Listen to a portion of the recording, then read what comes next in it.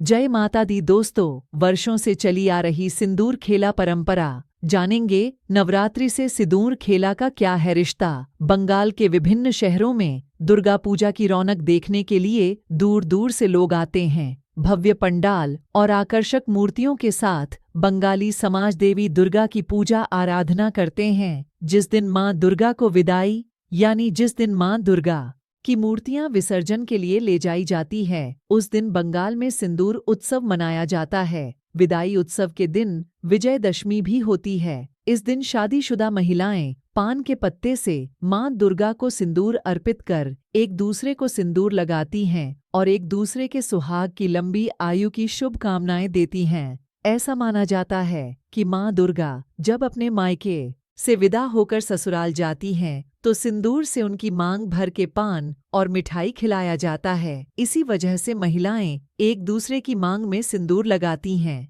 इतना ही नहीं बल्कि कई महिलाएं अपने चेहरे पर भी सिंदूर लगाती हैं। सिंदूर विवाहित महिलाओं के सुहाग की निशानी है। इस अनुष्ठान के जरिए महिलाएं एक दूसरे के लिए सुखद और सौभाग्य वैवाहिक जीवन की कामना करती हैं। माता के विदाई के दिन सिंदूर खेलने की परंपरा कोई नई नहीं, बल्कि यह परंपरा सदियों पुरानी है। मुख्य रूप से सिंदूर खेला परंपरा का बंगाली समाज में बहुत महत्व है। इस खेल को लेकर ऐसी मान्यता है कि जब माँ दुर्गा साल में एक बार अपने पीहर आती हैं तो मायके आने के बाद माँ 10 दिनों तक रुकती हैं, जिसको दुर्गा पूजा के रूप में मनाया जाता है। आपको जानकारी के लिए बता दें कि सबसे पहले सिंदूर खेला की परंपरा पश्चिम बंगाल और बांग्लादेश के कुछ हिस्सों में शुरू हुई थी। ऐसा कहा जाता है कि आज से करीब 450 साल पहले यहाँ की महिलाओं ने माँ दुर्गा, सरस्वती, लक्ष्मी, कार्तिकेय और भगवान गणेश की पूजा के बाद उनके विसर्जन से पूर्व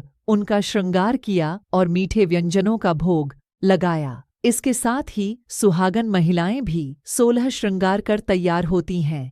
तैयार होने के बाद सभी महिलाएं माता दुर्गा को लगाए गए सिंदूर से अपनी और दूसरी विवाहित महिलाओं की मांग भरी। प्रतिमा विसर्जन के दिन अनुष्ठान की शुरुआत महाआरती से की जाती है। आरती के बाद देवी मां को शीतला भोग अर्पित किया जाता है। कोचुर शाक, पंता भात और इलिश माछ को भोग के रूप में शामिल किया जाता है। पूजा के बाद इस भोग को प्रसाद के रूप में बांटा जाता है। पूजा के दौरान माता के ठीक सामने एक दर्पण को रखा जाता है ताकि भक्त माता रानी के चरणों के दर्शन कर पाएं। दर्पण में माता के चरणों के झलक दिखने को लेकर यह मान्यता है कि जिसे मां दुर्गा के चरण दर्पण में दिख जाते हैं उन्हें आशीर्वाद की प्राप्ति होती है। भोग अनुष्ठान के बाद देवी बोरोन किया जाता है। जिस तरह से घर से विदा होने पर बहन बेटियों को खाने पीने के सामान के साथ अन्य चीजें भेंट स्वरूप दी जाती हैं, वैसे ही सुहागन महिलाएं